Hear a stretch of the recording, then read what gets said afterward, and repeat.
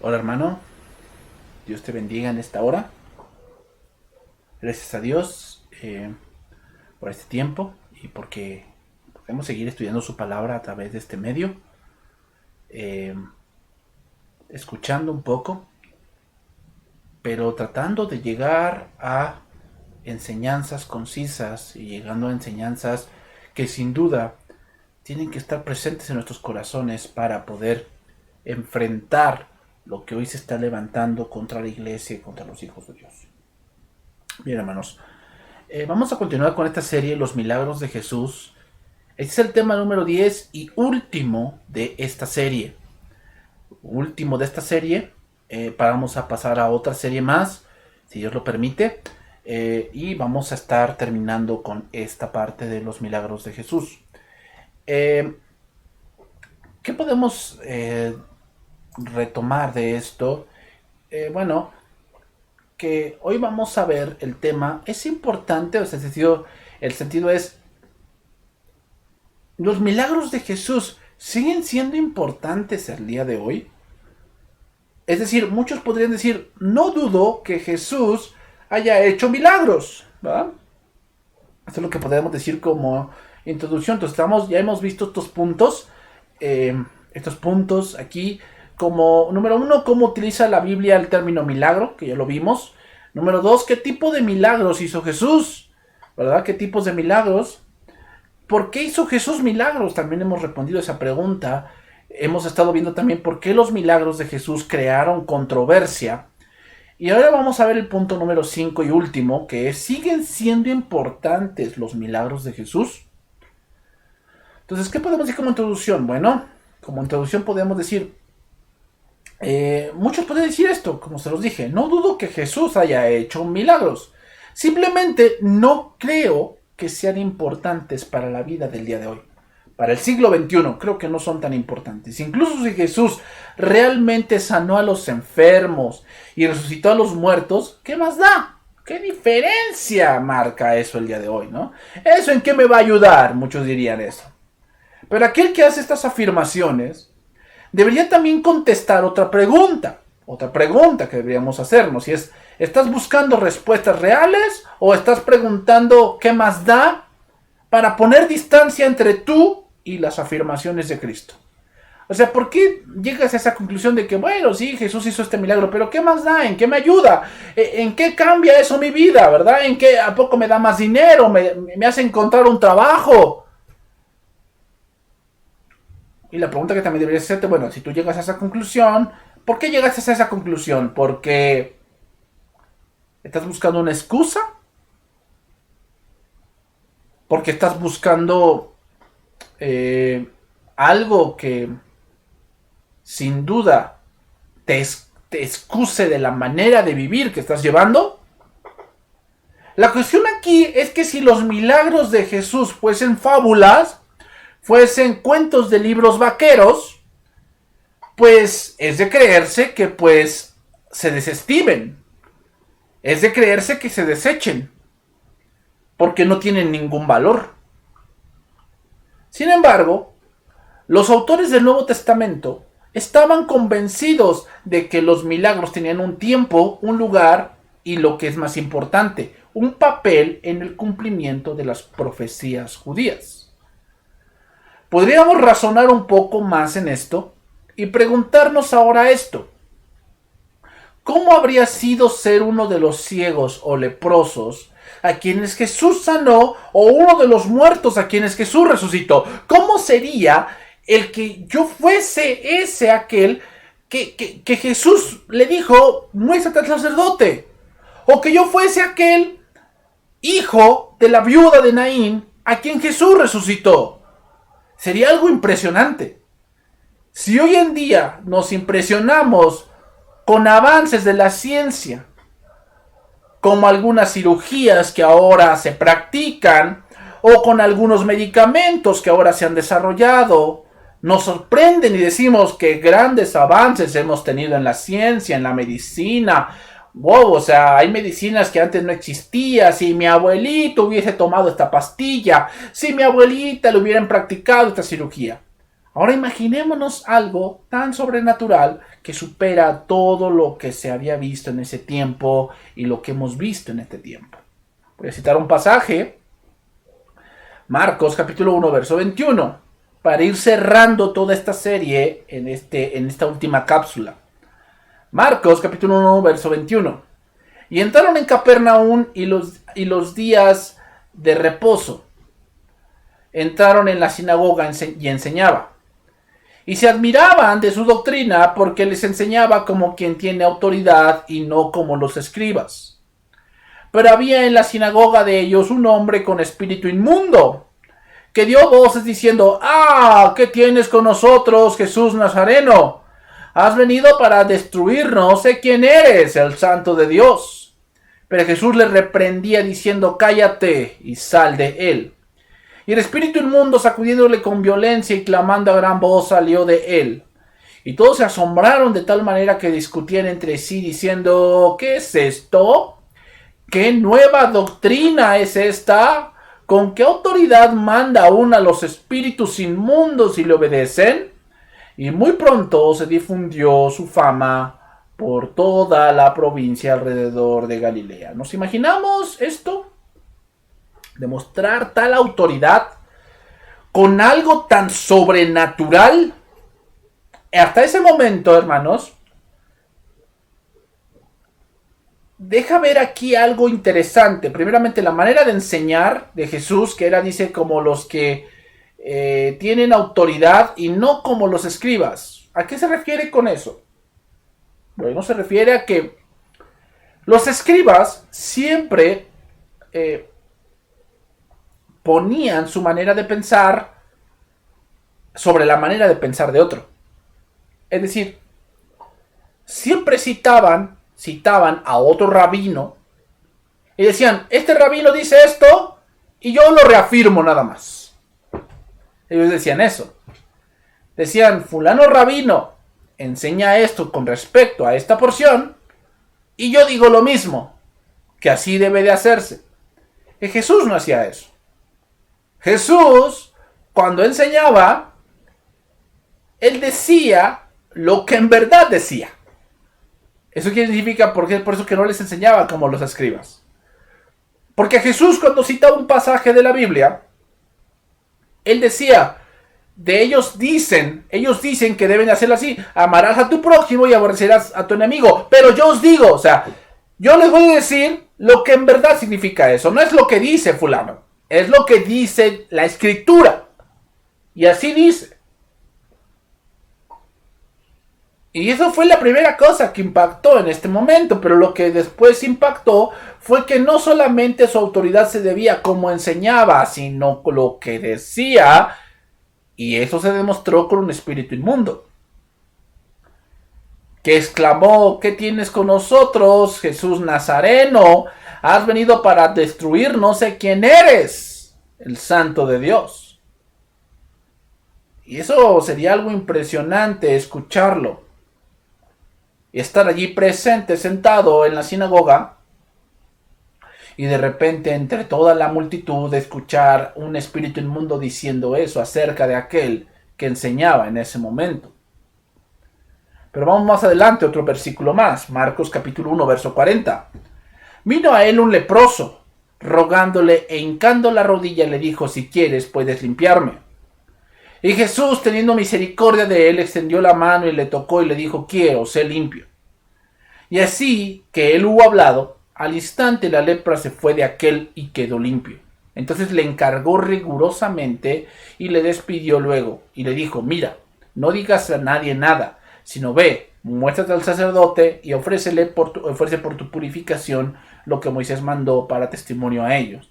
Pero el ido comenzó a publicarlo mucho y a divulgar el hecho de qué manera que Jesús ya no podía entrar abiertamente en la ciudad, sino que se quedaba fuera de los lugares desiertos y venían a él de todas partes. ¡Qué gran humillación! Nos imaginamos esa posición, hermanos, donde sabemos que él puede hacerlo, pero que él tiene la última palabra en ciertas situaciones. Y solo llegar con él y decirle: si quieres, puedes limpiarme. El leproso sabía que Jesús podía hacerlo. Pero al final el que tenía la decisión, al final, era él. Soberanía. Y muchas veces nos falta distinguir eso. Yo he escuchado a predicadores que dicen, no, tú no pidas diciéndole si puedes, si quieres. No, tú dile que sea hecho. Porque Dios siempre quiere. Pues no sé qué Biblia has leído. Pero debemos entender, hermanos, que también el no de Dios es una respuesta.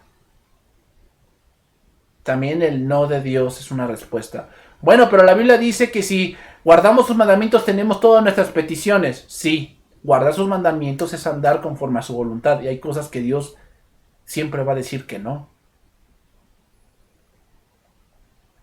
Y muchas veces como hijos no estamos preparados para recibir un no como respuesta.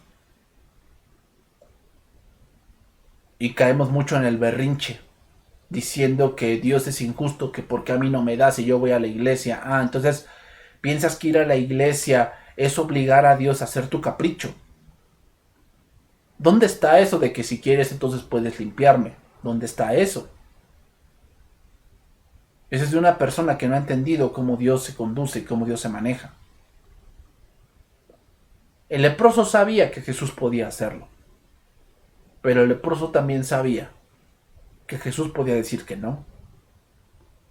¿Y eso sería injusto? No, no sería injusto.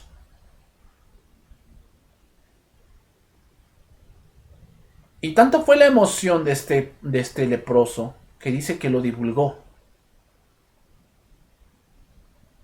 Que lo divulgó y que Jesús ya no podía entrar abiertamente. ¿Por qué? Porque la gente entonces se acercaría a Jesús por las razones equivocadas. Y eso es lo que debemos entender. ¿Son importantes los milagros de Jesús? Sí. Pero debemos entender que hay mucha gente, también en todo ese cúmulo de milagros, hubo mucha gente que no recibió el milagro de Jesús. Eso también no nos ponemos a pensar. Hubo mucha gente que recibió un milagro. Y que solamente tocaban como la mujer del flujo y tocaban el borde de su manto. Y sanaban. Pero también hubo mucha gente que tal vez viajó kilómetros por encontrar a Jesús y fue demasiado tarde. También hubo de esa gente. Tal vez la Biblia no los nombra, pero siempre es así. ¿Y eso es injusto? No. Porque también el no de Dios es una respuesta que debemos tener en cuenta en nuestras oraciones. Y que muchos no se han puesto a pensar en eso.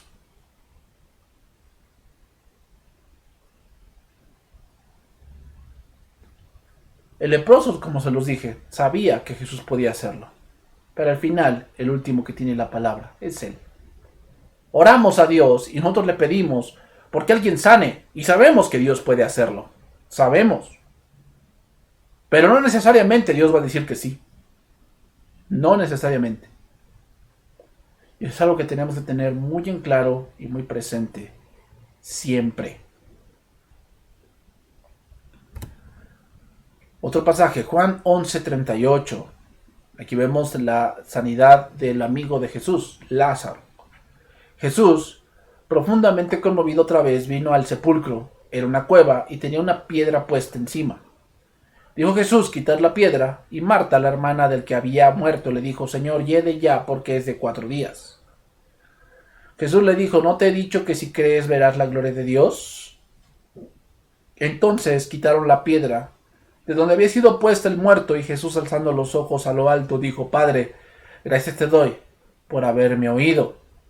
Yo sabía que siempre me oyes, pero lo dije por causa de la multitud que está alrededor, para que crean que tú me has enviado. Y habiendo dicho esto, clamó a gran voz, diciendo, Lázaro, ven fuera. Y el que había muerto salió, atadas las manos y los pies con vendas, y el rostro envuelto en un sudario, y Jesús les dijo, desatadle y dejadle ir. ¿Qué podemos decir de este milagro tan extraordinario? donde vemos algo que hoy es imposible. Y es que alguien resucite, sin duda, un milagro extraordinario de un ser humano, pero hay que agregarle otra cosa más, y es que era de 4 días ya. Puedes resucitar a alguien que acaba de morir, y tal vez eso hasta los médicos lo hacen dando choques eléctricos y dando pulsaciones, pero ya de 4 días es algo que solamente Dios puede hacer.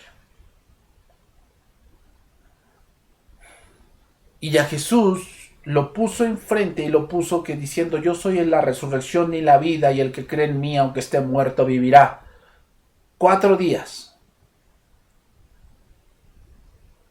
Diciéndonos que la salvación, hermanos, el número 4 nos hace pensar, por decir, en un cuadrado. En un cuadrado es que tiene los 4 lados iguales. Y nos hace pensar que en el 4.º día Jesús o la salvación es para todo aquel que, no importa qué tan sumergido esté en el pecado y que casi ya esté en la tumba, hay una esperanza para él, y esa esperanza se llama Jesucristo. Lázaro tenía 4 días de muerto, y Jesús lo hizo a propósito para mostrarnos que su poder no tiene límites.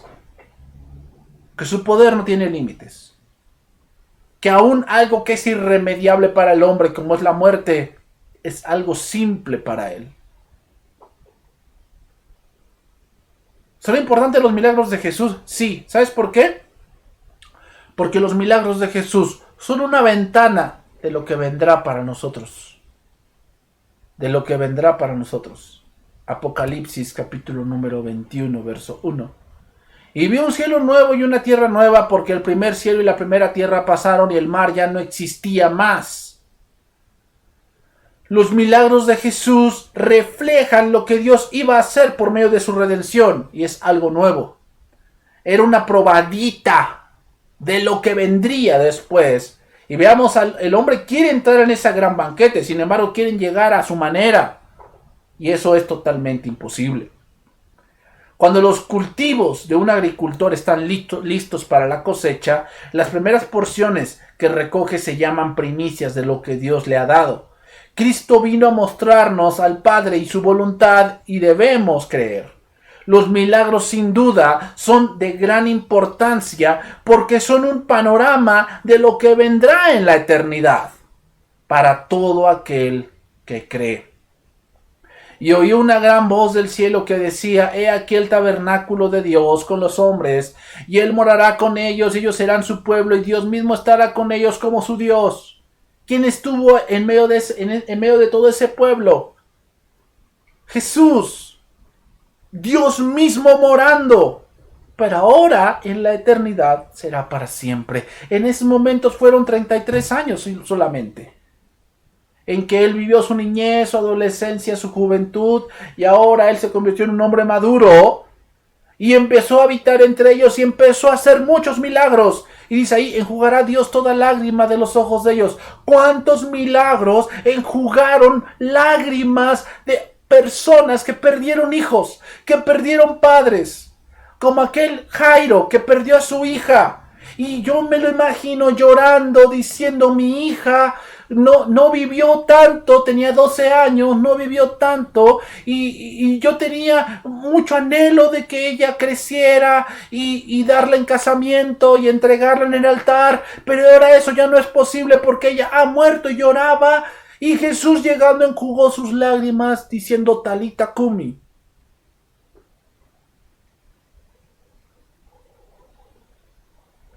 Con estas mujeres no vamos lejos, María y Marta, que lloraban por su hermano porque ante la ley ellas ya no tenían representante legal porque su hermano había muerto y ellas estaban a merced de lo que dijera el concilio.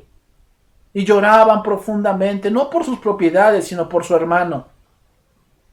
Y Jesús les dijo: yo soy la resurrección y la vida, y el que cree en mí, aunque esté muerto, vivirá. Ya no habrá muerte, ni habrá más llanto, ni clamor. Jesús, hijo de David, ten misericordia de mí. Y dice que la gente lo trataba de callar y él clamaba más fuerte, Jesús, hijo de David, ten misericordia de mí. Ya no habrá más clamor en ese tiempo. ¿Por qué? Porque Jesús ahora está con nosotros. Ni dolor. La mujer encorvada, que era día de reposo, y le dijo, Jesús, eres libre de tu azote, y dice que ella se pudo enderezar en ese momento.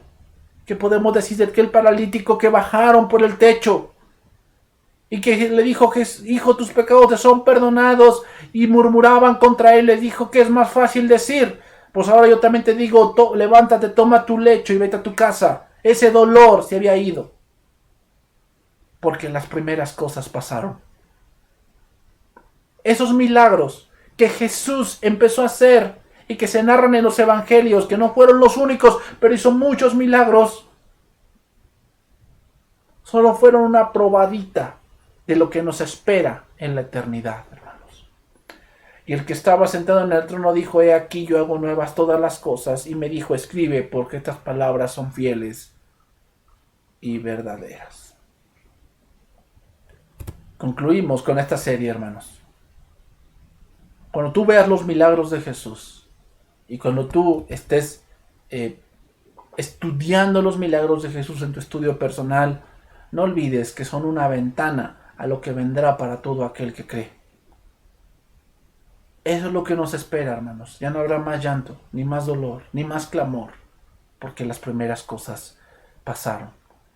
Así como veíamos a la gente que hoy clama en el tiempo de Jesús y hoy en este tiempo siguen clamando por misericordia, tal vez por oxígeno, tal vez por un hospital, tal vez por trabajo, tal vez porque se quedaron solos, así como claman, los que están en Cristo, veremos que eso se va a terminar un día.